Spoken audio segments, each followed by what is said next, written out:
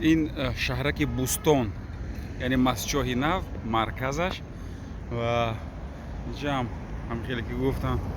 автовокзал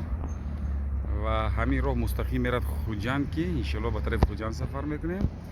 و این منطقه هممرز یعنی مسجد نو گفتم با مسجد نو شهرک ну типа поселка городского типа, да, Бустон ном дошта аст. و اینجا پارکش که هم خیلی که میبینید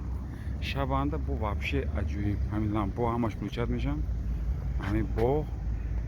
و همین جای قدم زدن عجیبیش از همه چیز مهم این است که از وای طرف تکنیکا میبیاد دو تا سه تا راه وای طرف میرود بعد بینش هم دیگه یک 25-30 متر منی خیلی آب شده منی سبزه با پیشخود منی سبزه وای طرف هم با ابرات این بین همین دو تا یک پسیولکه میدان ده همین خیلی راههای کشادی درخت چی بگم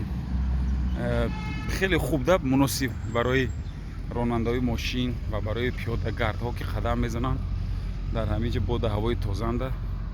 شبانده علل خصوص شبانده اینجا هم سویتکوش کلوشت میشن خیلی زیبا مستقیم هم خیلی راست میروی هیکلی سامونی است در اونجا